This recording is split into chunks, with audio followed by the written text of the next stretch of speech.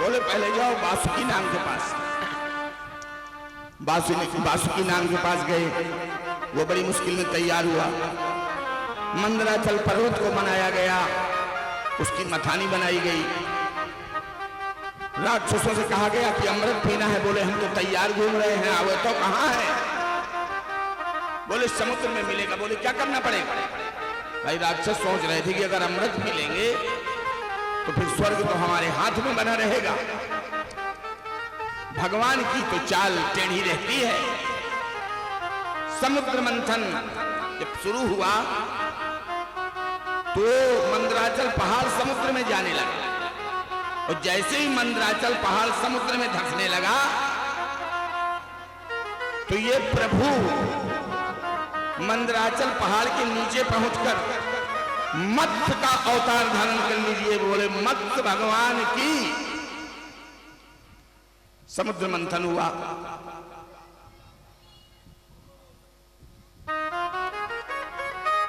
सबसे पहले कालकूट जहर निकला। अब कालकूट जहर जब निकला, राक्षस मुख की तरफ पकड़े थे। अब वो जहर इतना खतरनाक था कि उससे संपूर्ण सत्ता झुलसने लगी, राक्षस झुलसने लगे। बासुकी नाग का जहर, अरे बोले भैया ये तो मार डालेगा जहर, देवता तो पूंछ की तरफ पकड़े हैं, हम राक्षस तो बिना युद्ध के मर जाएंगे। बोले क्या किया जाए? बोले इस कालकूट जहर का पान कौन करेगा? बोले इस कालकूट जहर का पान वो करेंगे जो संसार के देव नहीं हैं, महादेव। और महादेव से प्रार्थना की। कौन सी प्रार्थना? जो प्रार्थना रावण किया करता था।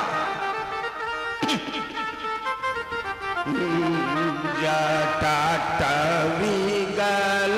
ज्वलं प्रवाह पावित स्थले जटाटविगल ज्वलं प्रवाह पावित स्थले दलम बलम ओ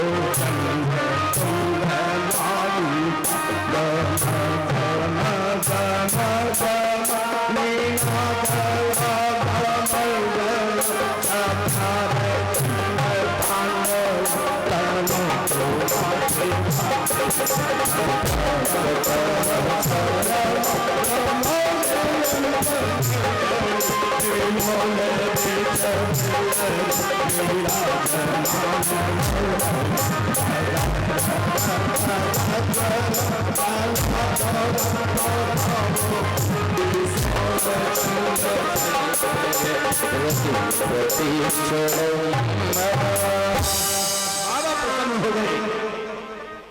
बोले क्या चाहिए, क्यों आए हो यार? बोले प्रभु समुद्र मंथन में ये निकला है पॉइजन, और ये संसार का सबसे खतरनाक पॉइजन है। हमारी केमिस्ट्री में इसको कहते हैं पोटेशियम साइनाइड, जिसका आज तक किसी ने स्वाद नहीं बता पाया। एक व्यक्ति को चखाया गया तो वो एस लिख के चला गया, एस माने स्वीट और एस माने सॉर, मीठा भी खट्टा भी, पता नहीं चला। उस पॉइजन को बाबा ने पिया और पीने के बाद गले में रखा। बोले बाबा, लोगों ने पूछा बोले बाबा आपके गले से ये नीचे तो नहीं गया? बोले ऊपर से गया विष और नीचे से आया राम, तो बेटा दोनों मिल गए तो मेरे गले में हो गया विश्राम। ओम नमः शिवाय, ओम नमः शिवाय, ओम नमः शिवाय।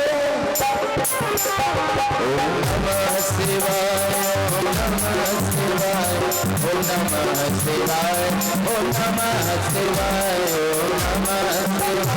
ओम नमः शिवाय, ओम नमः शिवाय, ओम नमः शिवाय, ओम नमः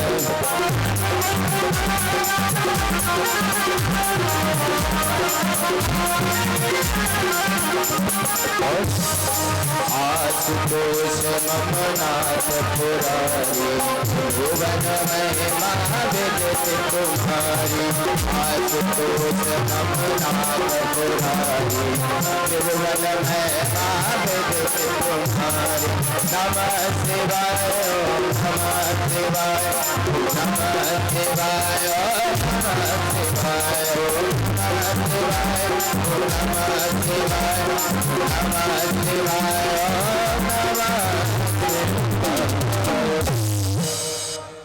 कालकूट इसके बाद बहुत सारे रत्न निकले, अंत में अमृत निकला। धनवंतर जी लेके आए तो निगाह तो राक्षसों की अमृत में लगी थी, सो जैसे अमृत निकला तो राक्षस टूट पड़े। भगवान ने कहा ये सब खींच ले जाएंगे, तो भगवान तो सर्वशक्तिमान सब कुछ जानते हैं। उन्होंने तुरंत विश्वमोहिनी का रूप बनाया। विश्वमोहिनी का रूप बनाने के बाद अमृत कलश अपने हाथ में ले लिया। अमृत कलश अपने हाथ में लेने के बाद बोले रुक जाओ, ये ऊपर वाला जो अमृत है ये डाइल्यूट है, नीचे वाला जो अमृत है कंसंट्रेट है। बोले डाइल्यूट कंसंट्रेट का होता है, सीधी बात करो। तो विष्णु भगवान ने कहा कि जो ऊपर का अमृत है ना ये हल्का है और नीचे वाला डार्क है, आनंद उसमें आएगा, उसमें पियोगे तो ज्यादा दिन अमर रहोगे। बोले कोई बात नहीं, इनको ऊपर का पिला दो। भगवान विश्वमोहिनी ने समस्त देवताओं को अमृत पिला दिया। एक राक्षस भगवान की पंक्ति में बैठकर अमृत पी रहा था, विश्राम नाम था उसका। भगवान ने देखा, उसको गले से काट दिया बीच से, वो दो धड़ों में बट गया। एक हो गया राहु और एक हो गया केतु। बाकी दो सत्ता ने अमृत का तो पान कर लिया, राक्षसों को अमृत नहीं मिला। तो जब नहीं मिला तो राक्षस बोले अब तो बहुते मारेंगे इनको। लेकिन कैसे मारते, देवता तो अमृत प्राप्त कर चुके थे। फिर तो दोबारा संग्राम हुआ, सारे देवता राक्षसों पर टूट पड़े और राक्षसों को मारा। यहां तक राजा बलि भी मारे गए। जब राजा बलि मारे गए तो गुरुदेव बचे कौन? शुक्राचार्य। शुक्राचार्य ने कहा अभी जब तक मैं जिंदा हूं और मेरी विद्या जिंदा है, कोई राक्षस नहीं मारा जाएगा। और उन्होंने मृत संजीवनी विद्या का प्रयोग किया और बलि फिर से तैयार हो गया। और जब बलि फिर से तैयार हो गया, बलि ने कहा गुरुजी तैयार तो हो गए हैं, लेकिन ये अमृत पिए हैं और ये अमृत पिए हैं, हम लड़ाई करेंगे तो हमें फिर से मारेंगे। आप अमृत संजीवनी विद्या से हमें कब तक जिलाओगे? शुक्राचार्य जी ने कहा बलि मैं तो तुझे इंद्र का इंद्रासन दिलाऊंगा, ते मेरी बात ध्यान से सुन। बलि ने कहा बताइए क्या? बोले यदि तू अपने जीवन में ब्राह्मणों की सेवा, उपासना, अर्चना, वंदना शुरू कर देगा तो तेरा नारायण भी कुछ नहीं बिगाड़ सकेंगे। प्रमाण है रामचरितमानस में। क्या प्रमाण है? जब रावण का दगदगाता हुआ रथ लंका से चला रहा था और विभीषण भगवान के बगल में खड़ा था, तो विभीषण ने कहा कि रावण रथी विरथ रघुबीरा और देख विभीषण होत अधीरा।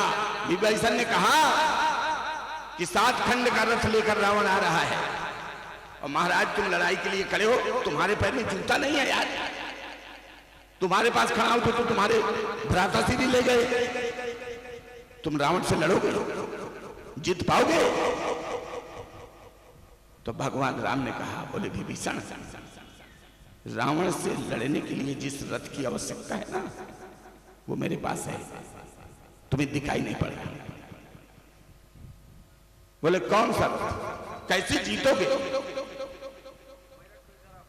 बोले कवच अभेद विप्र पद पूजा यही थे अधिक उपाय न दूजा। मेरे पास जो कवच है उस कवच को रावण भेद नहीं सकता। मेरे पास ब्राह्मणों की उपासना का कवच है। तो आज शुक्राचार्य बलि को यही कह रहे हैं, बोले ब्राह्मणों की उपासना का कवच ले ले बलि, तुझे इंद्रासन प्राप्त होगा और तेरे विरुद्ध नारायण भी लड़ाई नहीं कर पाएंगे। बलि ने ब्राह्मणों की सेवा सत्कार स्वागत सब करना शुरू कर दिया, और जब ये करना शुरू कर दिया तो ब्राह्मणों ने बलि को एक रथ प्रदान किया, और उस रथ में बैठकर बलि ने इंद्रपुरी में पुनः अपना आधिपत्य स्थापित किया।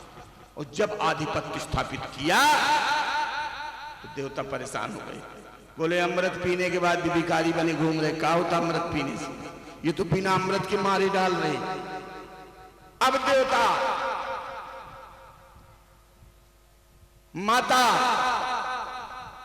अदिति के पास गए, बोले मैया कुछ करो, हमारे घरों में फिर उन लोगों ने कब्जा कर लिया। तो माता अदिति ने अपने पति कश्यप जी से पूछा, बोले ये कुछ बताइए उपाय कि मेरे बच्चे ये दर दर की ठोकर खाते घूम रहे हैं, तो ये बच जाएं। तो कश्यप जी ने कहा कि अदिति पयोव्रत का पालन करो, जब तुम पयोव्रत का पालन करोगी तो तुम्हारे गर्भ से एक नारायण का जन्म है, और वही नारायण इसको मारेगा बलि को, नहीं तो कोई मारने वाला नहीं है। मां अदिति ने पयोव्रत का पालन किया। कुछ समय के बाद मां अदिति के गर्भ से 52 अंगुल का एक संपूर्ण ब्रह्म निकलकर इस धराधाम में आया, जिसका नाम था वामन। बोलिए वामन भगवान की।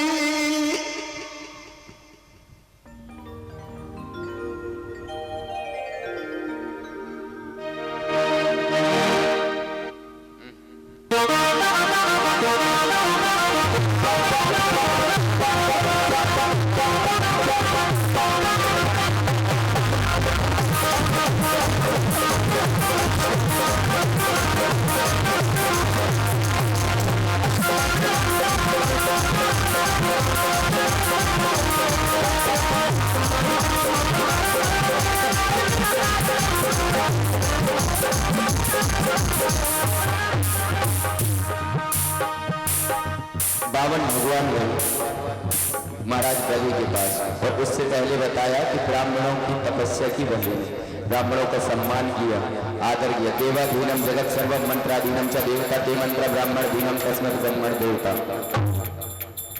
ब्राह्मण पृथ्वी का देवता है।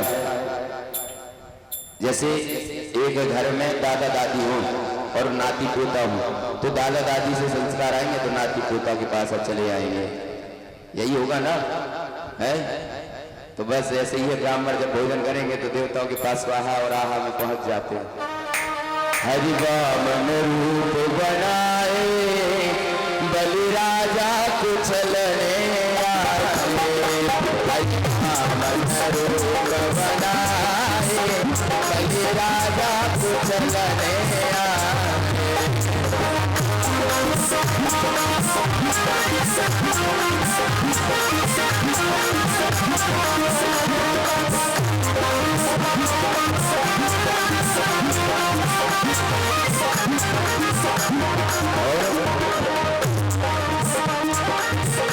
इनके नन्हे नन्हे हाथ, इनके नन्हे नन्हे पाँव, इनके नन्हे नन्हे हाथ, इनके नन्हे नन्हे पाँव, हाथों में कमंडल कमंडल लाए, हाथों में कमंडल लाए, बलि राजा पूजन बलि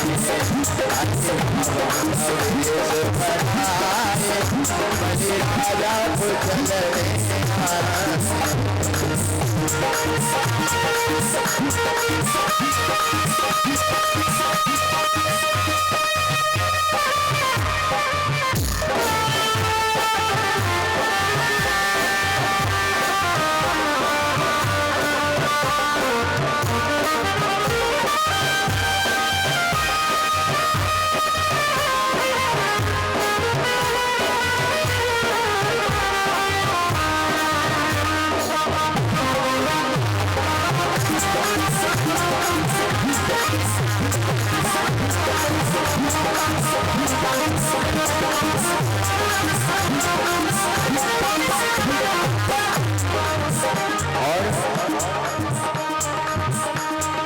छाता लिए, एक कमंडल लिए, एक छाता लिए, एक कमंडल लिए, कांधे पर जनेऊ सुहाए, कांधे पर जनेऊ सुहाए, बलि राजा पूजन हरे राम बलि राजा पूजन बलि राजा पूजन बलि राजा पूजन बलि राजा पूजन।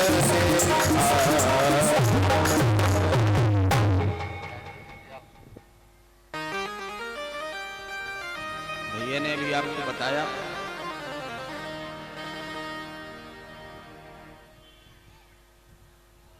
राजा बलि को छलने के लिए 53 का रूप क्यों नहीं बना, 52 का क्यों बना? प्रश्न ये 54 का बन जाता, 55 का बन जाता, ये 52 का है बना भैया। क्यों? जैसे छोटा सा कथानक बता रहा हूं, ध्यान से सुनिए, हो सकता है आप लोगों ने सुना हो। मेरे बांदा, मैं बांदा का रहने वाला हूं, यहां का तो हूं नहीं। मेरे बांदा के पास एक स्थान पड़ता है चित्रकूट। इसका नाम चित्रकूट नहीं है, नाम इसका अपभ्रंश हुआ, तो फिर इसका नाम क्या था? चित्रकूट की कहानी सुनिए। कालांतर में दक्षिण भारत में तमिलनाडु के किनारे, एक सागर के किनारे संत तपस्या कर रहे थे, एक पहाड़ी में बैठकर। उस संत का नाम था चित्रकेतु। चित्रकेतु नाम के संत उस पहाड़ी में तपस्या कर रहे थे। तपस्या करते करते उनकी तपस्या का भार इतना बढ़ गया कि वो पहाड़ी परेशान हो गई। बोली, या तो तुम मुझे छोड़कर चले जाओ, या तो मुझे आशीर्वाद दे दो तो मैं कहीं चली जाऊं। तुम्हारी तपस्या के भार में सहन नहीं कर सकती। तो चित्रकेतु नाम के जो संत थे बोले, मैं तुम्हें उत्तर भारत में ले चलूंगा। तब मेरे ये मानिकपुर का क्षेत्र एकदम प्लेन था, वहां कोई पहाड़ी नहीं थी। तो चित्रकेतु नाम के संत ने उस पहाड़ी को उठाया और उठाने के बाद उसमें बैठकर यहां मानिकपुर के समतल क्षेत्र में उस पहाड़ी को स्थापित कर, अब फिर से तपस्या करने लगे। तो पहाड़ी ने कहा कि महाराज अब तो पिंड छोड़ दो, दक्षिण भारत से उठा के तुमने मुझे यहां उत्तर भारत में रख दिया, अब तो चले जाओ मेरे पास से। तो चित्रकेतु नाम के जो संत थे उन्होंने क्या कहा? बोले, अब मैं तुम्हें छोड़कर यहां जा रहा हूं। परब्रह्म परमात्मा अखिलेश्वर श्री राम तुम्हारे यहां पर आएंगे और 11-12 वर्ष रहेंगे, और जब जाएंगे तो तुम्हें यह आशीर्वाद देकर जाएंगे कि तुम्हारा दर्शन जो करेगा उसका हर मनोरथ पूर्ण होगा, कामता नाथ के नाम से जाने जाओगे और यह पूरा स्थान चित्रकेत के नाम से जाना जाएगा। लेकिन कुछ दिनों के बाद वो चित्रकेत चित्रकूट में बदल गया। इसी प्रकार ये जो वामन है, ये वामन अपभ्रंश है, इसका शुभ रूप है ब्राह्मण। आज भगवान ने ब्राह्मण के रूप में अवतार लिया है, क्योंकि राजा बलि अगर चला जाएगा तो ब्राह्मण के द्वारा ही चला जाएगा, क्योंकि राजा बलि की श्रद्धा अगर कहीं है तो ब्राह्मण में है। इसलिए भगवान ने ब्राह्मण का स्वरूप धारण किया। और अब मैं कथा पूरी कर लूं। बलि ने कहा, वामन भगवान ने कहा, बोले मैं चला तो जाऊंगा, लेकिन 52 अंगुल का हूं, मेरे शरीर में कुछ है नहीं, कुछ ऐसा तो मुझे बना दो कि बलि देखकर एक बार तो मेरी तरफ देखे। नहीं, वो तो ये सोचेगा कोई बालक घूम रहा है।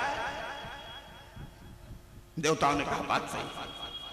तो जो मां अदिति थी, उन्होंने उसको लंगोटी दिया, लंगोटी। वामन भगवान को लंगोटी पहनाई मां अदिति ने। कमंडल ब्रह्मा जी ने प्रदान किया। सरस्वती मां ने उनको रुद्राक्ष की माला दी। पादुका जमीन ने दी। भिक्षा पात्र कुबेर ने दिया। और यज्ञोपवीत संस्कार बृहस्पति जी ने करवाया।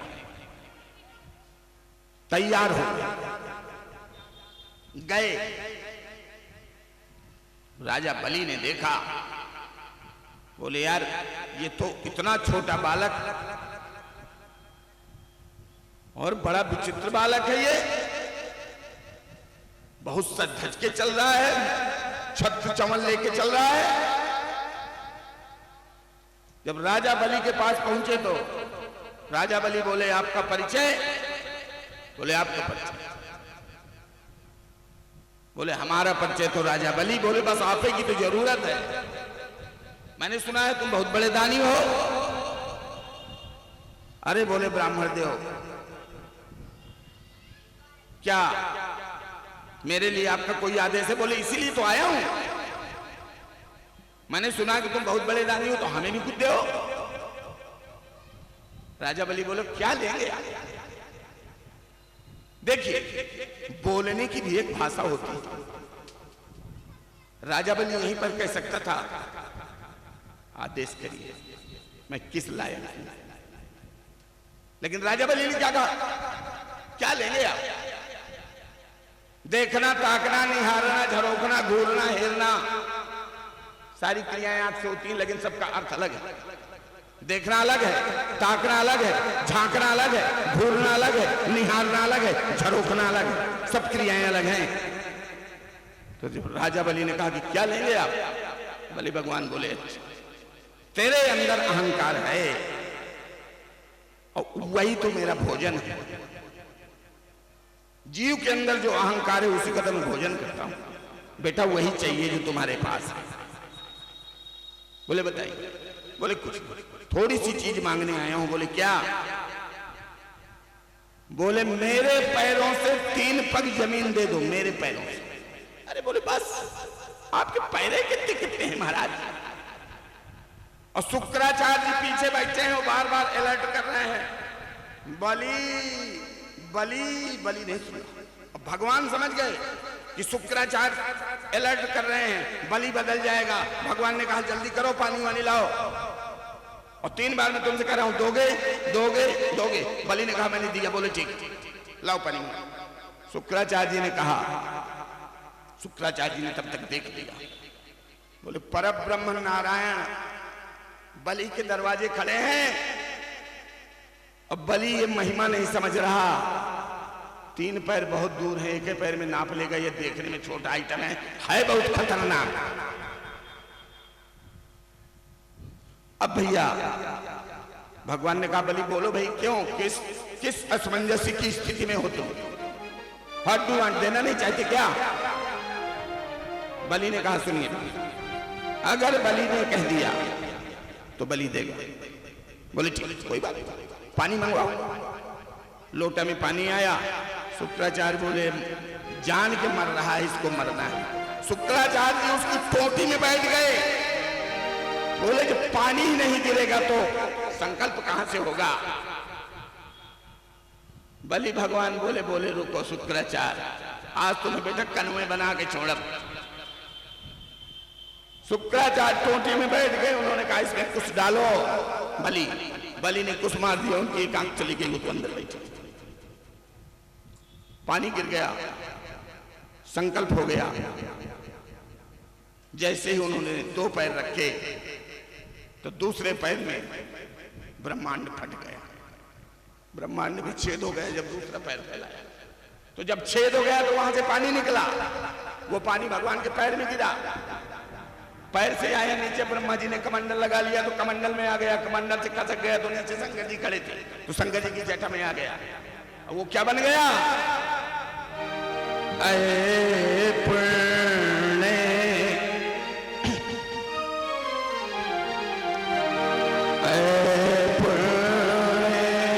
गंगे जगति जननम चैनम पुनः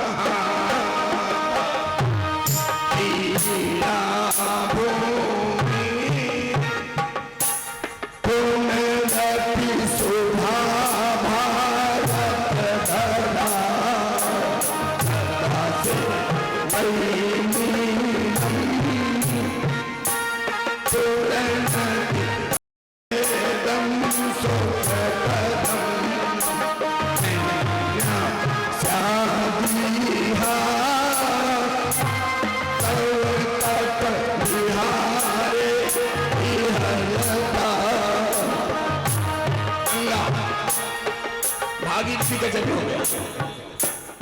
भगवान बोले बलि तीसरा पैर कहां रखूं। शुक्राचार्य जी ने कहा मैंने तुम्हें समझाया था ना कि होश में मंत्र पढ़ो। बलि ने कहा नहीं, अभी मेरे पास देने के लिए बाकी है।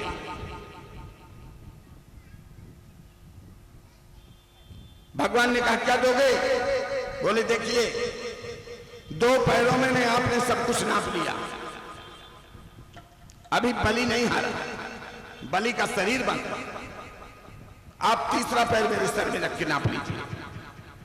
भगवान ने तीसरा पैर रख लिया और बलि को बंदी बना लिया। बोले बंदी भी बनाओ, बंदी बना लिया। बलि बोला जब मैंने अपने आप को भी दान कर दिया तो बंदी किस बात। बोले बलि अब तुम बताओ तुम्हें क्या चाहिए। भगवान तो परीक्षा लेते हैं। बोले तुम्हें क्या चाहिए। बोले तुम कुछ दे नहीं सकते, झूठी बातें मत करो। भगवान ने कहा क्या बात करते हो, मेरे लिए कोई चीज अदेय नहीं है। बोले तुम मांगते भर हो, जब भक्तों की बारी आती है तो तुम्हारे पास देने के लिए नहीं रहता। भगवान ने कहा कोई प्रमाण बताओ। बोले प्रमाण है। बोले क्या प्रमाण है। बोले जब महाभारत का संग्राम खत्म हुआ और कर्ण मारा गया तो कर्ण लाशों के बीच में पड़ा था और तुम कर्ण की परीक्षा लेने पहुंचे थे। तुमने कर्ण से स्वर्ण का दान मांगा था और बाद में तुमने कर्ण से कहा था कि मुझसे कुछ मांग लो, तो कर्ण ने कहा तुम दे नहीं पाओगे। आपने कहा नहीं मैं दूंगा। तो कर्ण ने आपसे यही तो कहा था कि प्रभु यदि कुछ दे सकते हो तो मुझे संसार की उस धरा में जला दो जहां तक आज कोई जलाया न गया हो। तुम्हें जमीन मिली, सन्न रह गए बलि भगवान। 52 भगवान सन्न रह गए। बोले बलि सही कह रहे। बोले तुमने उसको जलाने की जमीन नहीं दी। तुमने देखा संपूर्ण ब्रह्मांड में उसने ये कहा था कि मुझे ऐसी जगह जलाना जहां पर कभी चिता न बनाई गई। तुम जमीन नहीं ढूंढ पाई, तुम मुझको दोगे? तो बामन भगवान बोले तो फिर तुम क्या चाहते हो? बोले मैं अपने बाबा के साथ, अभी बाबा को बुलाता हूं, प्रहलाद बाबा को, ये विरोचन का पुत्र था, प्रहलाद जी का पुत्र था विरोचन, और विरोचन का पुत्र था बलि। बोले मैं अपने बाबा को बुलाता हूं, यदि आप कहें, क्योंकि आपका गुलाम हूं। भगवान बोले नहीं, मैं तुमसे प्रसन्न हूं, तुम क्या चाहते हो? तो बोले आप बता दीजिए मैं क्या करूं। तो भगवान ने कहा तुम अपने बाबा प्रहलाद को बुला लो और मैं तुमको सुतल लोक भेजे देता हूं, तो कुछ दिन तुम वहां बने रहना, और कुछ दिनों के बाद तुम पुनः इंद्रासन में आकर इंद्र का सुख भोगोगे, और जब तक तुम सुतल लोक में रहोगे तब तक बलि मैं तुम्हारे दरवाजे द्वार का रक्षक रहूंगा। बोलिए बावन भगवान की। हमारे यहां इसीलिए हमारी बहनें रक्षाबंधन का त्योहार मनाती हैं।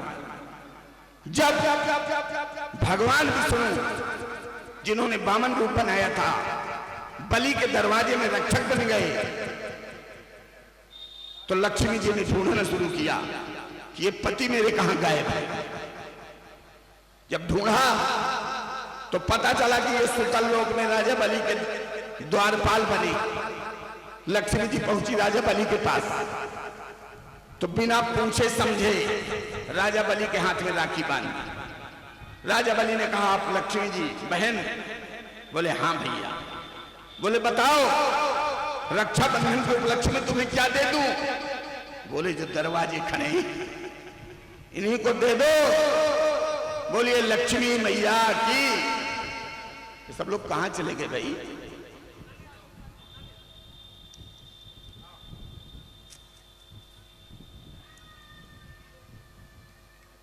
देवकी नंदन कहां चले जाते हो यार? हैं? लट रहा करो। श्री हरि, अभी कथा सुनी बावन भगवान की ने सुनी, जरा हाथ उठाओ, भजन कराओ और भगवान कृष्ण के गीत गाओ, भगवान के गीत गाओ। श्री हरि, देखो बावन भगवान की कथा सुनी ना, एक रामचरितमानस में चौपाई आई 5 मिनट तक, 2 मिनट तक, 5 नहीं 2। मात पिता गुरु प्रभु के वाणी, विनय विचार करिए सुख जाने। राइट, ये रामचरितमानस कहती है कि बच्चे को 1 मिनट भी नहीं सोचना चाहिए, माता पिता की बात तुरंत मान लेनी चाहिए। उसमें लिखा भी है माता पिता गुरु। एक बात बताइए, जब भरत जी को राज्याभिषेक दिया, माता कैकेयी ने ही तो कहा था भरत राज्याभिषेक ले लो, बात नहीं मानी। मानी क्या? बताओ मानी हो? आज शुक्राचार्य ने कहा, क्या कहा? बलि संकल्प मत लेना, लेकिन बलि ने क्या किया? संकल्प लिया, 3 पग भूमि भी दी। इससे संकेत क्या मिलता है? माता पिता गुरु प्रभु की वाणी, विनय विचार करिए सुलझानी। बात सत्य है, मानकर करनी चाहिए, परंतु जो बात धर्म रहते हो, हमें नीति सिखाती है, वो बात माननी चाहिए। चाहे वो माता पिता हो, चाहे वो गुरु हो, अधर्म की बात करे बिल्कुल ना मानो। भरत जी बोल रहे थे कि मेरा बड़ा भाई राम जी जिंदा है, तुम उनके होते हुए मैं कैसे राज्याभिषेक ले सकता हूं? ये धर्म कहता है, अधर्म कहता है राज्याभिषेक ले लो। राइट, बलि ने कहा, शुक्राचार्य जी ने कहा किससे? बलि से, कि संकल्प ना लो, लेकिन बलि दान करता था, तो दान के मार्ग में रुकावट बना रहे थे बलि महाराज, ये शुक्राचार्य जी अधर्म सिखा रहे थे, तो क्यों बात माने भाई? इसीलिए माता पिता की गुरु की बात भी वही माननी चाहिए जो धर्म से रहते। कौन कौन इस बात से सहमत हो? तालियां बजाओ जरा। अब ऐसे नहीं सारे जाकर लड़ पा रहे एक दूसरे से, सुना? अब चित्रकूट की हमें कथा सुनाई थी ना प्रभु ने, एक छोटा सा भजन। और पावन परम पुनीता भजो रे मन श्री राम सीता, पावन परम पुनीता भजो रे मन श्री राम सीता।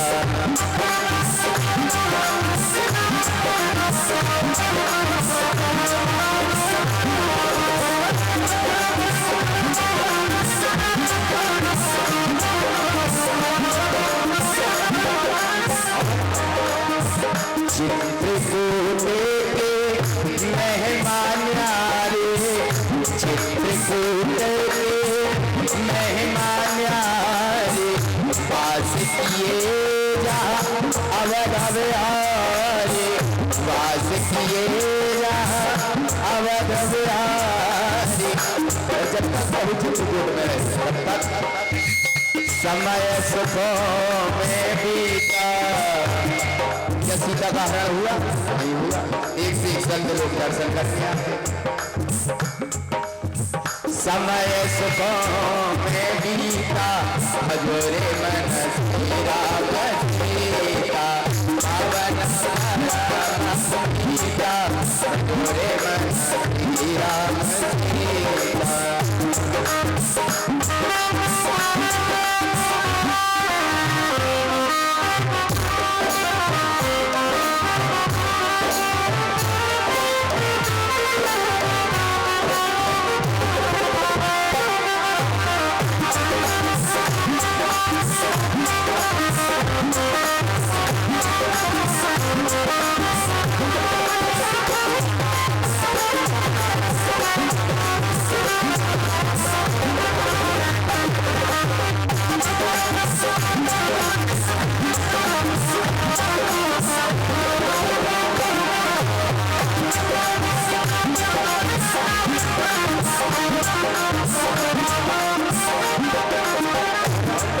राम नाम जपने से उद्धार किस किसका हुआ? तुलसी बाल मीठ गुण आगर तुलसी बाल मीठ गुण आगर राम नाम से भर लई गागर राम नाम से भर लई गागर राम नाम से भर लई गागर राम नाम से भर लई गागर। तुलसी तुलसी माला मीठ गुण आगर राम नाम से भर लई गागर। ऐसे ही अब समय को भरोसा नहीं है। जितनी उम्र बची भर ले घट पूरी का। जितना समय बचा है राम नाम से भर लो। भर ले घट पूरी का बदोरे मन श्री राम से पावन सीता बदोरे मन श्री राम सीता बदोरे मन श्री राम सीता श्री राम सीता श्री राम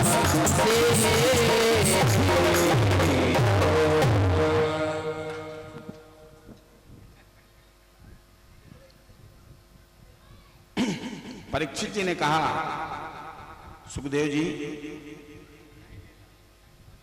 बहुत सारी कथाएं आपने बताई,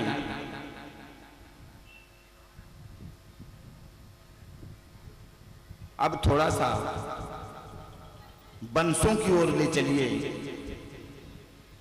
दो वंश हुए हैं, एक वंश हुआ है सूर्य वंश और एक वंश हुआ है चंद्र वंश। सुखदेव जी कहते हैं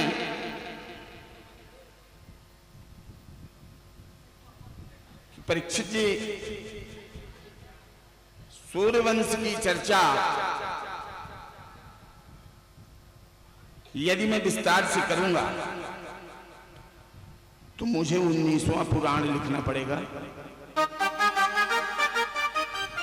इसलिए सूर्यवंश की चर्चा मैं संक्षेप में कर रहा हूं।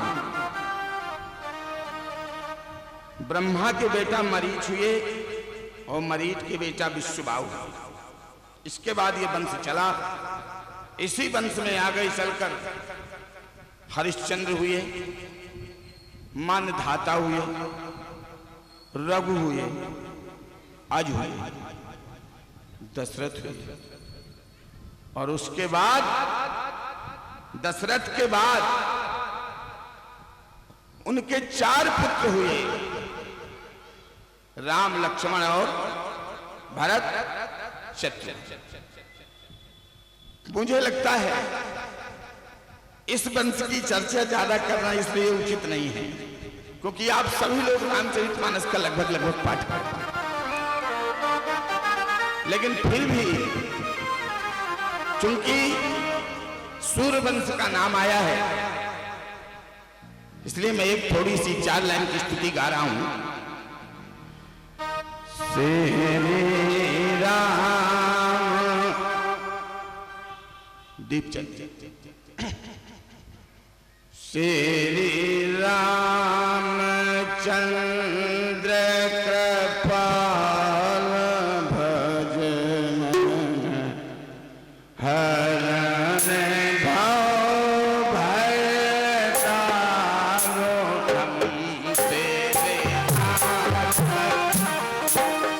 श्री रामचंद्र के पालो भजमन हरण भव भय दारुणम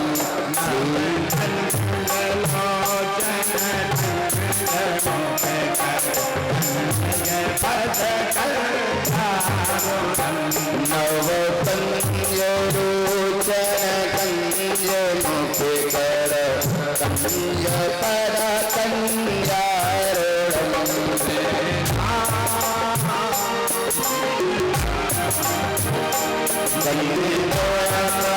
गणित अमित छवि नव नील नीरज सुंदरम पटपीत मानव गणित रुचि सुचि नौमि जनक सुधावरम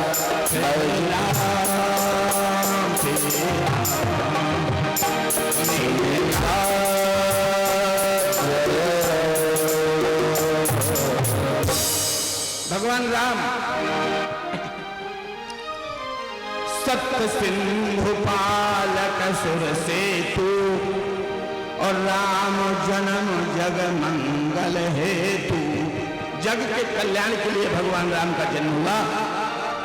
लक्षण धाम राम सकल जगत आधार, अगुरु वशिष्ठ जहि राखा लक्ष्मण नाम तुम्हारो।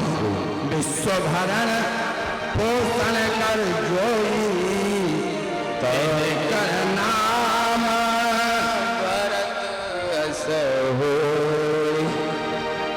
जाके सुमिरन तेरे पुनासा नाम सत्य भर वेद प्रकाश।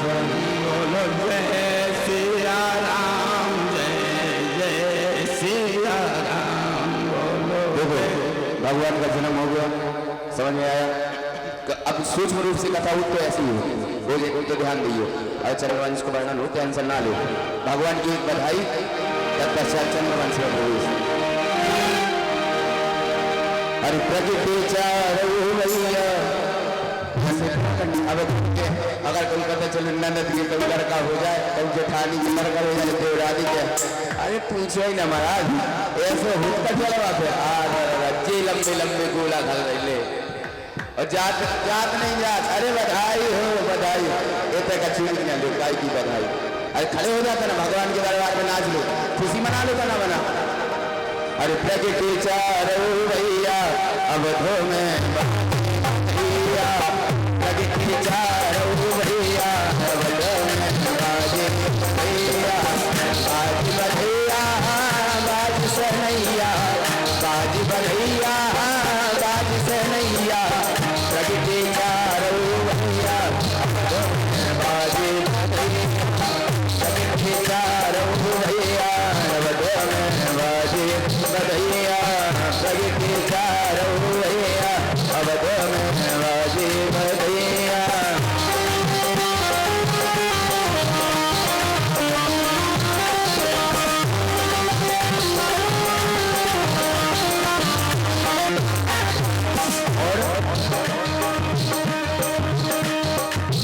राजा दशरथ के घर ललना जाए, राजा दशरथ के घर ललना जाए, ललना जाए ललना जाए ललना जाए ललना जाए।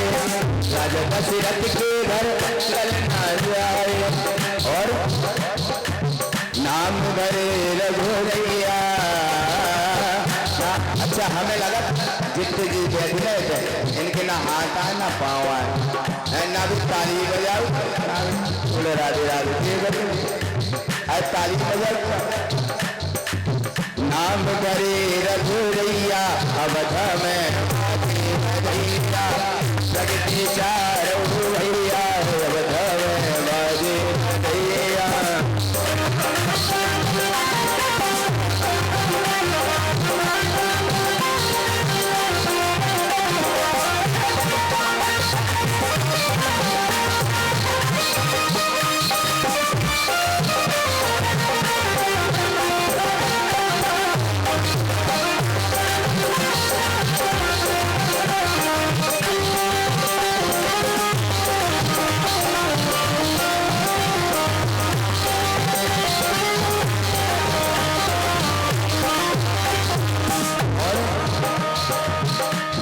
लक्ष्मण भरत शत्रुघ्न राम लक्ष्मण भरत शत्रुघ्न सुंदर सुंदर सुंदर चारों भैया अवध में बाजे भैया प्रगति चारों भैया अवध में बाजे भैया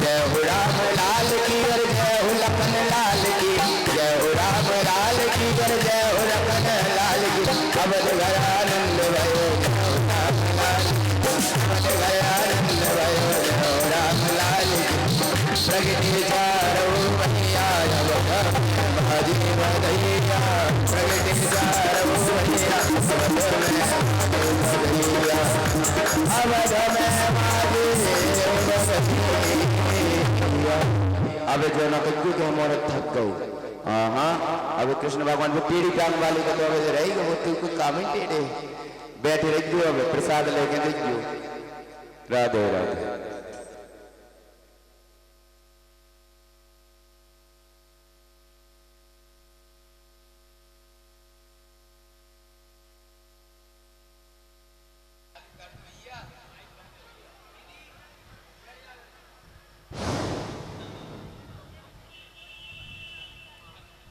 देखिए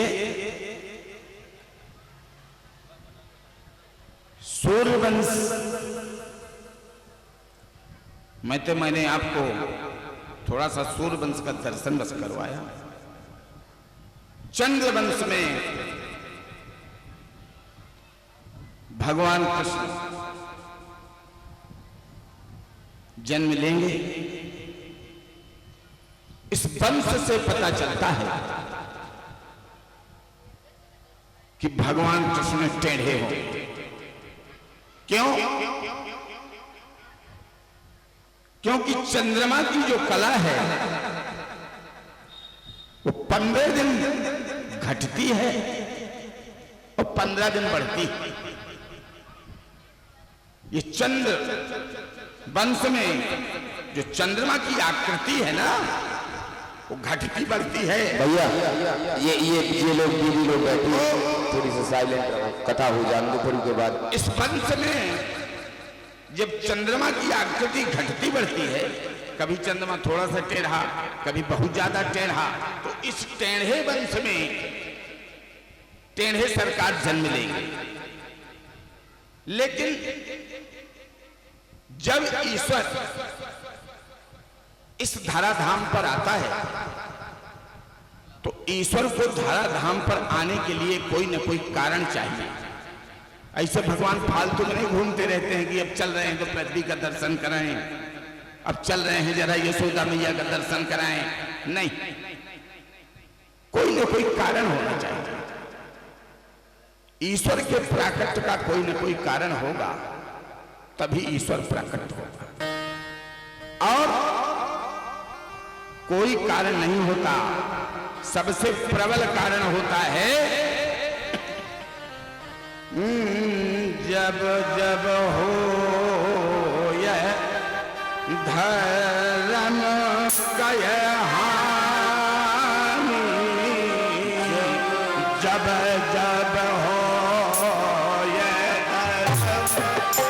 कय हानि, जब जब हो यह कय हानि, बाणैया धमो असुर अभिमानी, जब जब हो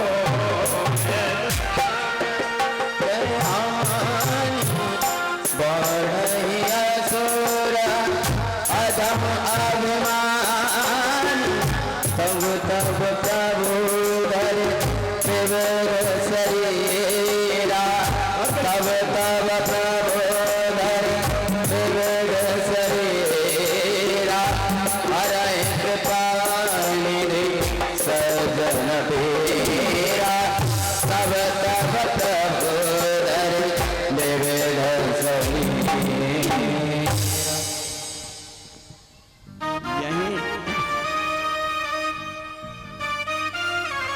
यहां भी यही हुआ। क्या हुआ? जब मैंने कल आपको बताया था कि पृथ्वी कांपती तब है जब कोई अनर्थी पृथ्वी पर चलता है, तो पृथ्वी उसके चलने से नहीं कांपती, पृथ्वी उसके द्वारा जो गलत कर्म होने जा रहा है उसके भय से पृथ्वी कांपती है। आज मथुरा में राजा उग्रसेन, ऐसे राजा नहीं, बहुत धर्मात्मा राजा उग्रसेन, लेकिन समस्या इस बात की है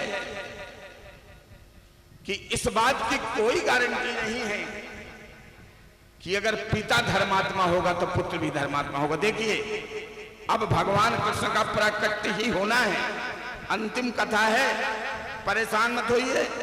और मैंने वैसे भी इन कथाओं को खाली छुआ है मात्र, नहीं मैं अगर सूर्य वंश में लग जाता तो मैं सूर्य निकाल देता सुबह का यहीं पर। तो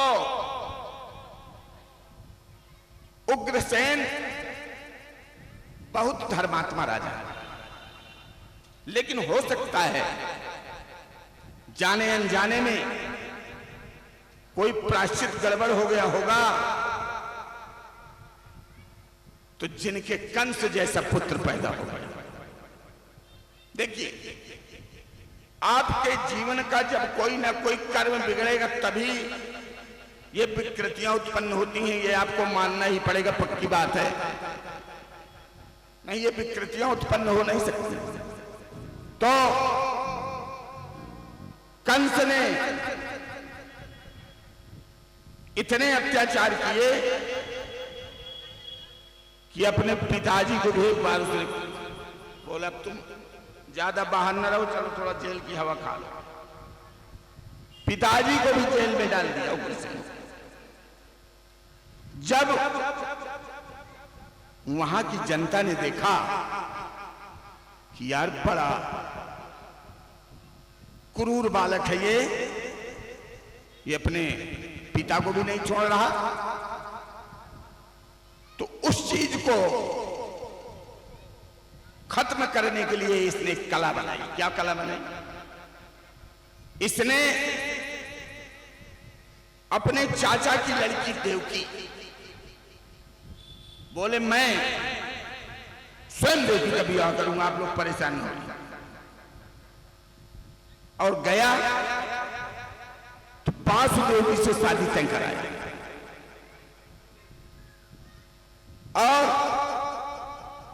वासुदेव जी से शादी तय करने के बाद वासुदेव जी के साथ देवकी का विवाह भी करवा दिया। यद्यपि वासुदेव जी इस पक्ष में नहीं थे कि मैं देवकी से शादी करूं, लेकिन भैया अब समस्या इस बात की है कि जान जोखिम में को डाले। दक्षिण कोरिया पड़ता है, वहां का प्रधानमंत्री है किम जोंग, वो अपने बाप को मार के सीट में बैठा है। उसकी लड़की है, उसकी लड़की 32 साल की हो गई। किम जोंग की लड़की से कोई शादी नहीं करना चाहता दक्षिण कोरिया में। क्यों? क्योंकि जरा सा अगर व्यक्ति की कटिंग डिस्टर्ब हो गई तो वो सीधे काट देता है। आज भी भारत में दक्षिण कोरिया ही एक ऐसा देश है जहां आज भी मोबाइल नहीं चलता। भारत में दक्षिण कोरिया एक ऐसा देश है जहां के कपड़े महिलाएं किम जोंग से पूछकर पहनती हैं। ऐसा क्रूर राजा।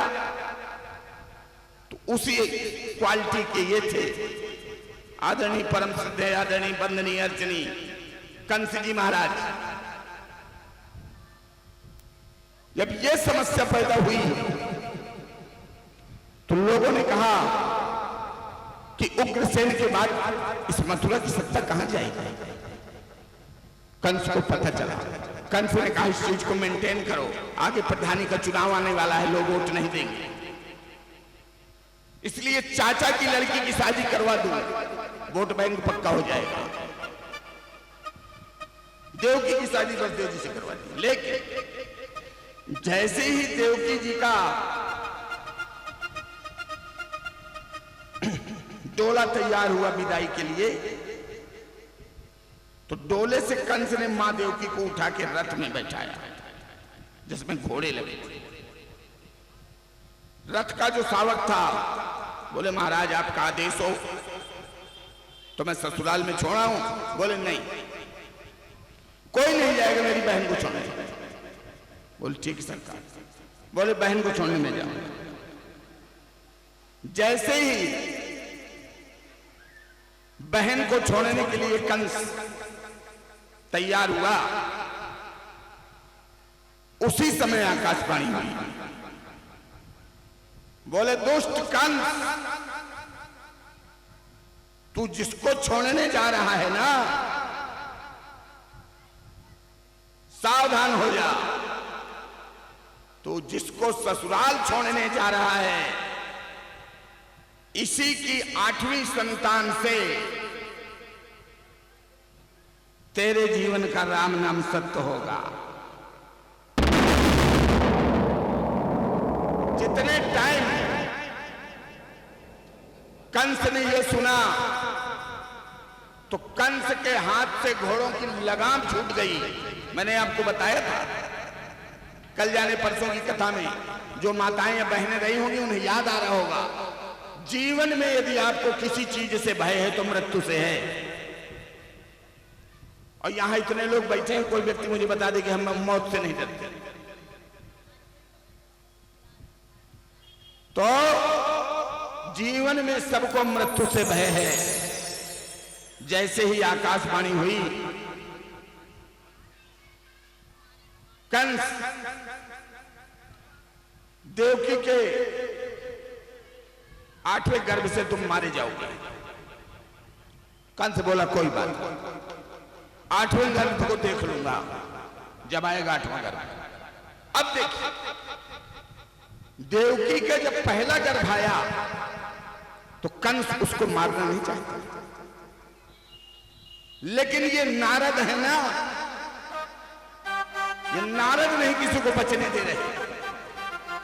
नारद प्रकट हुए, बोले कंस, मैंने सुना है कि तुमने ये कहा है कि देवकी के 8वें गर्भ को देख लूंगा। बोले मुझको 8वें गर्भ में ही तो मरना है।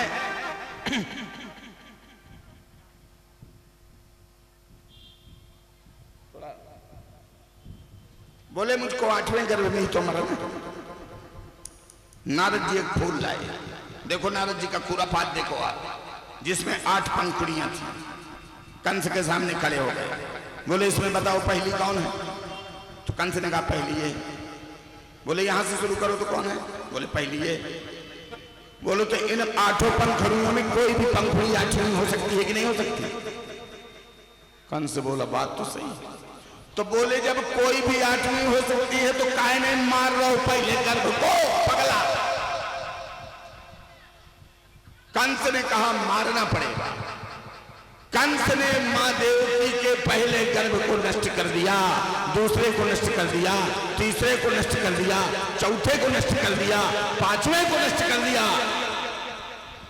भगवान बोले ये तो सब चौपट किए डाल रहा है, मुझे कुछ करना पड़ेगा। 6वां गर्भ जैसे ही आया, भगवान ने कहा देव माया कौन से लोक में हो? बोले आदेश करिए प्रभु। बोले तत्काल मेरे पास आओ। ठीक, देव माया आई।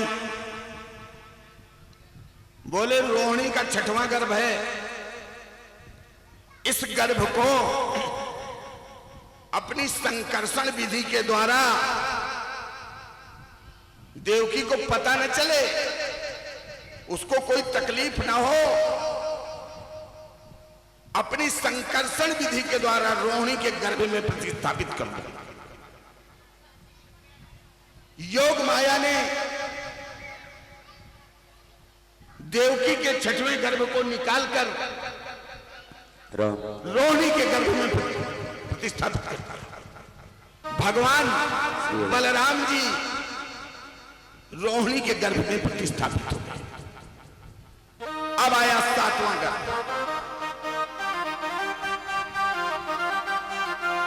बोले तुम जाकर यशोदा जी के यहां लेट जाओ, यशोदा के यहां पहुंचो, और मैं आ रहा हूं 8वें गर्भ में। और जब प्रभु आए 8वें गर्भ में, 6वां बलराम जी, 7वां योगमाया, 8वां प्रभु साक्षात नारायण। तो जब आए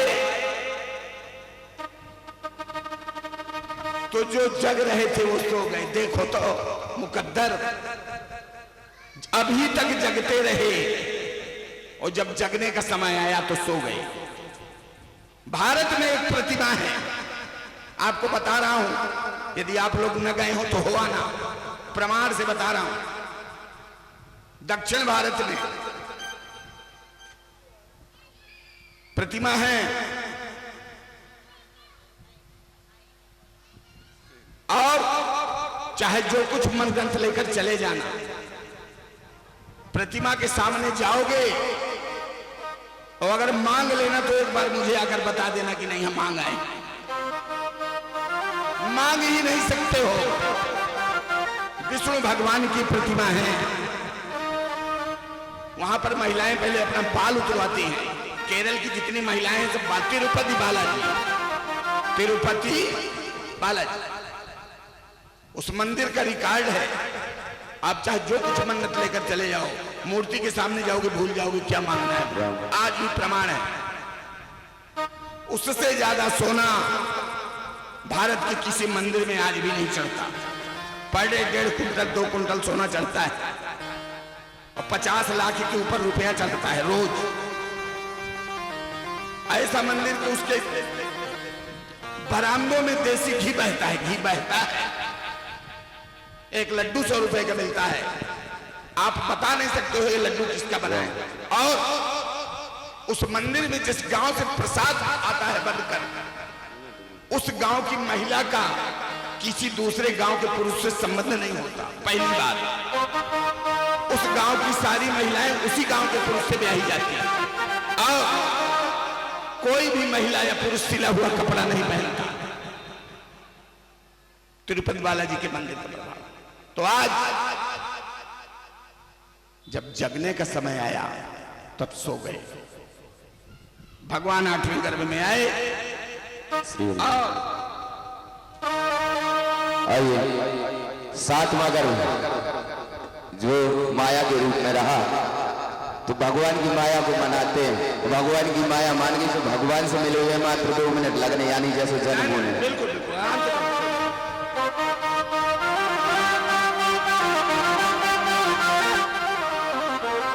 कि जब रूठ सो रूठ रे, लेकिन मई हरवा जो माता जी बैठी ना, तो आपको गुना को पहली को गुना चला। अरे जब रूठ सो रूठ रे मई हरवाली, रूठ रे मई हरवाली नरूठ, शारदा भवानी मई हरवाली नरूठ, शारदा भवानी मई हरवाली नरूठ, भक्ति आसना रूठ रे मई हरवाली रूठ रे मई हरवाली।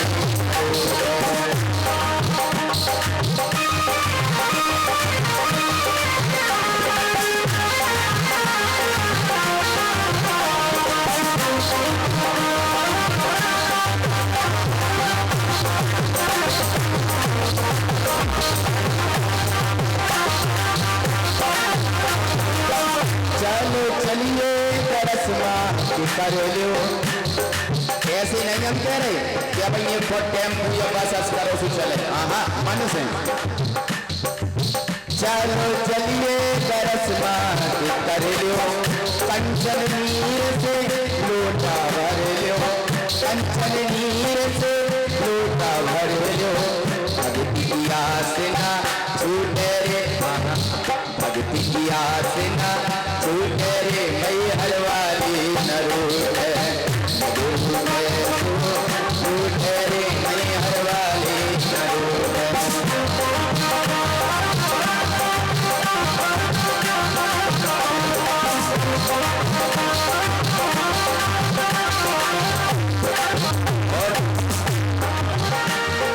ऊंचे पहाड़ वाली है ऊंची मैया, ऊंचे पहाड़ वाली है ऊंची मैया, दो बजे पार लगा दो मोरी मैया, दो बजे पार लगा दो मोरी मैया, ऊंचे पहाड़ वाली है मोरी मैया, दो बजे पार लगा दो मोरी मैया, दुखिया की आसना रूठ, ऐसे नहीं कि पता चलो, अरे मन से गाओ, दुखिया की आसना छूटे रे मई हरवाली, छूटे रे मई हरवाली।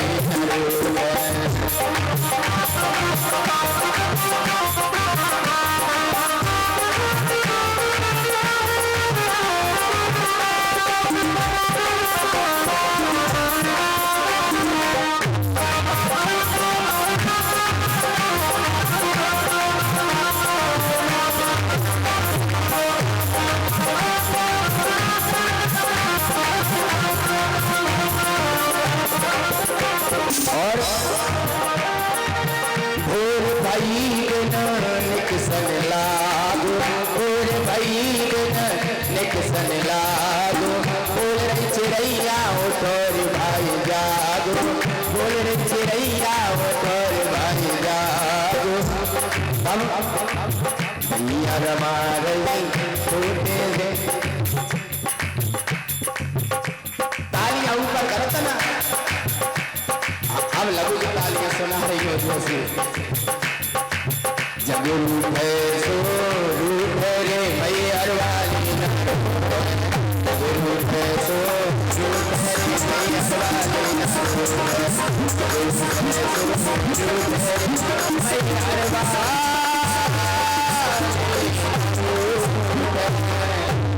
ये मैहर वाली है कौन? प्रश्न ये उठता है, ये मैहर वाली कौन है भाई? देवकी नंदन, मैहर वाली कौन है? जब कंस के अत्याचारों से सारी वसुधा अकुलाई थी, तब आदि शक्ति कन्या बनकर यशोदा के घर में आई थी। श्री कृष्ण चंद्र के बदले में वसुदेव इन्हें ले आए थे। अभय जननी प्रतिज्ञा के कारण उस पापी को दे आए थे। कन्या को लेकर कंसराज जिस समय मारने को कीन्हा, तो हाथों से छूट गई देवी और निज शक्ति का परिचय दीना। क्या नभमंडल में जाकर बोली, रे नीच धम अत्याचारी, और यह श्राप मेरी लग जाएगी, हो छीन तेरी शक्ति भारी। और मुझे मारने को किया तूने कुटिल विचार, और गोकुल में पैदा हुआ तेरे मारनहार। और क्या किया, इतना कह करके चली गई, बैठी है जा खत्री गिर पर। बांधने वाले सुन ले। और सह सका न क्रोध वेश पर्वत, सारा पर्वत कांपो थर थर। तो कंपन गति का प्रभाव लगकर हो गई भवानी अधिक रुष्ट, और देशराप कहारे हे खत्री, तेरे तन पर हो महादुष्ट। आज भी कत्री पाल सफेद है। फिर क्या हुआ, फिर गई विंध्याचल। विंध्याचल में बैठी तो खत्री पहाड़ी ने प्रार्थना की। क्या बोले, दीन हो जो श्राप्त मातु, मुक्त भी करोगी कभी, और मेरी इस काया को कब अब बनाओगी। तो क्या बोली मैया, बोली चैत्र सुदी अष्टमी और क्वार सुदी अष्टमी को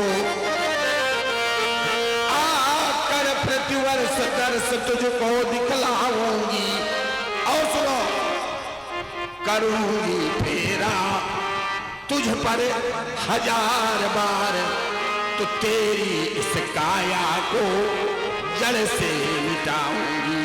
बोली योग माया मैया की जय।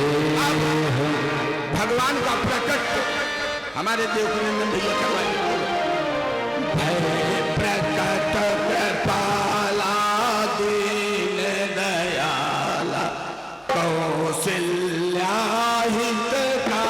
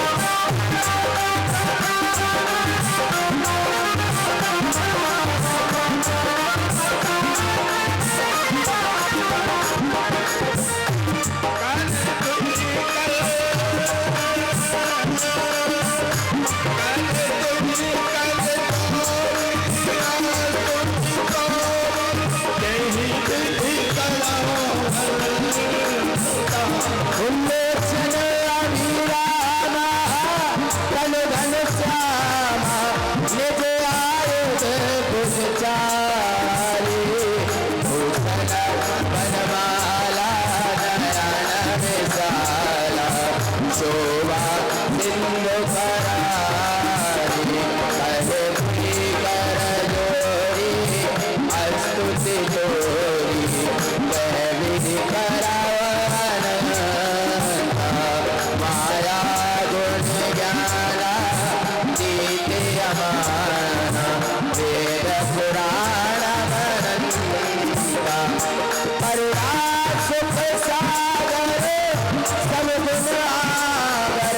से गावे श्रुति संगीता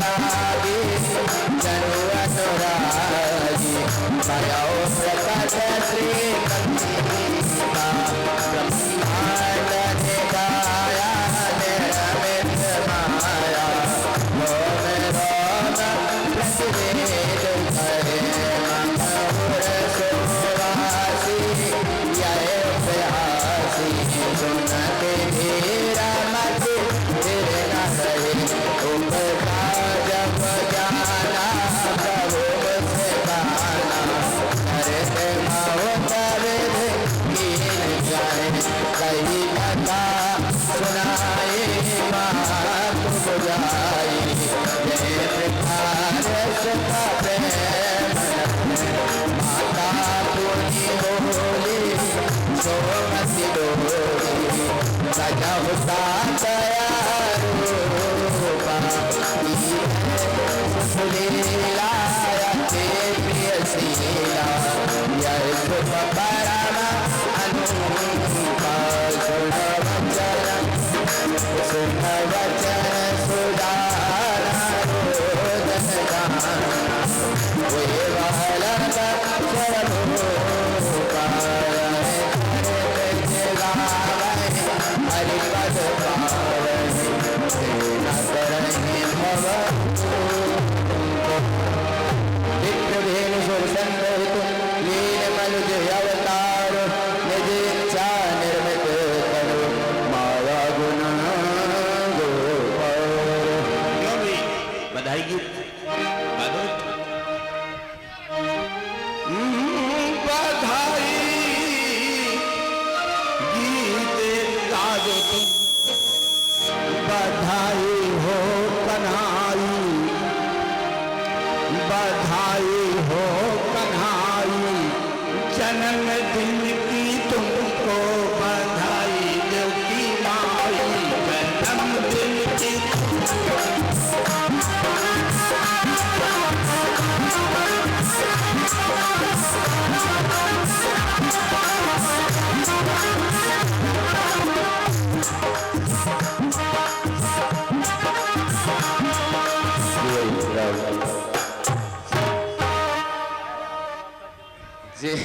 गोपकुमार गोविंदाय नमो नमः। बोले बालकृष्ण लाल की। संख्या आपकी कम नहीं, आवाज में आपकी कम नहीं, हम अकेले तुम सब। बोले बालकृष्ण लाल की। आवाज आई तो नंद घरा नंद भयो जय कन्हैया लाल नंद घरा नंद भयो जय कन्हैया लाल नंद घरा नंद भयो जय कन्हैया लाल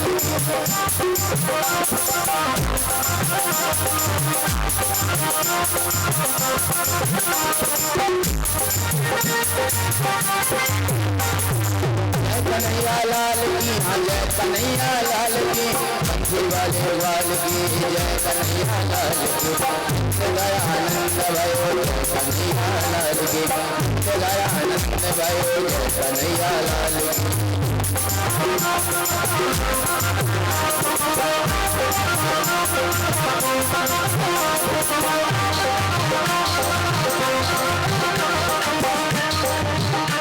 और ऐसे होगा। हेलो बधाई गीत गाओ को चलो हम गाएं। बधाई हो कन्हाई जन्मदिन की तुमको बधाई हो जन्मदिन की तुमको जन्मदिन की तुमको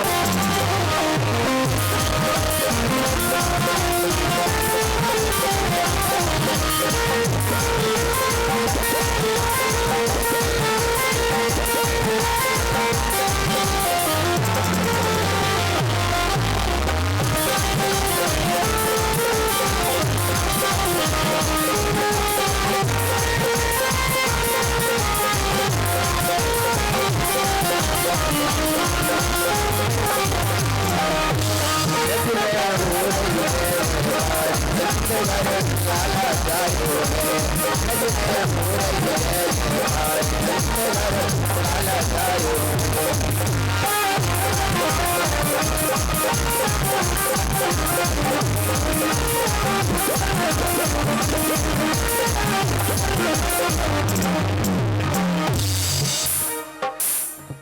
देखो तुम्हारे एक तो अति करे हमारे लाने का दूसरा बेचारो कूलर धरो दूसरे तुम्हारे ने बेई हवा छेक ली इतने हैं सो हम गर्मी में उसे तरह दूर हो जाओ हल्के से हैं जन्मे कुंवर कन्हैया जन्मे कुंवर कन्हैया लाल जन्मे कुंवर कन्हैया जन्मे कुंवर कन्हैया लाल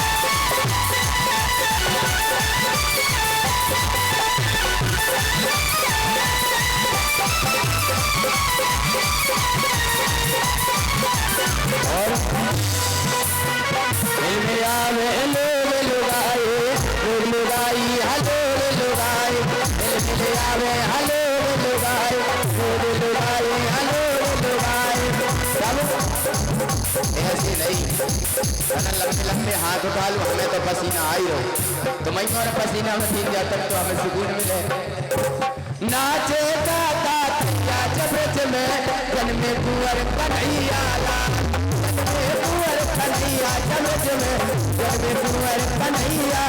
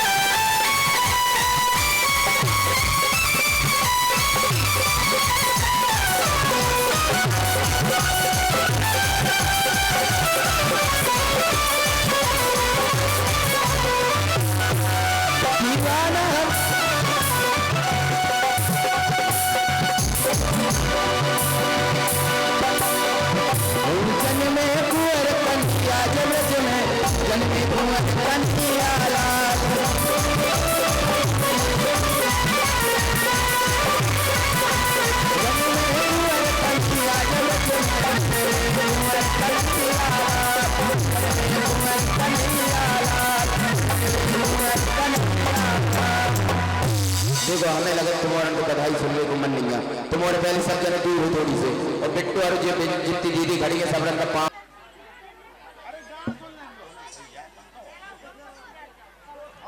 अरे बैठ जाओ दादा ओ मैया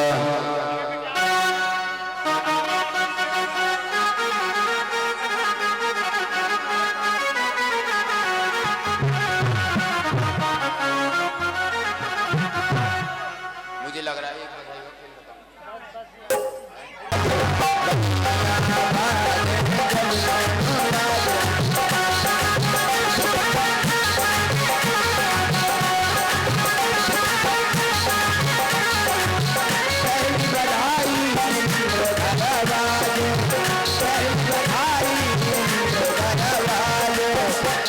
इंद्राणी नाचे जब दोनों लागे बजैया बाजे दोनों लागे बजैया बाजे जब दोनों लागे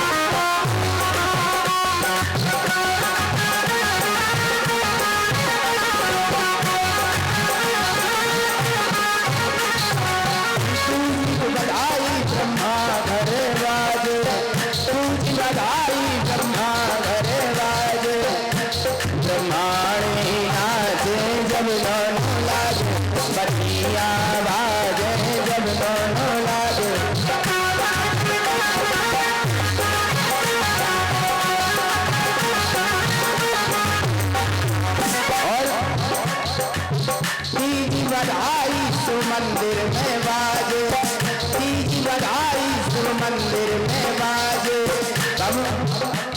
सब दिल मिले नाचे जब दोनों लागे बजैया बाजे जब दोनों लागे बजैया बाजे जब दोनों लागे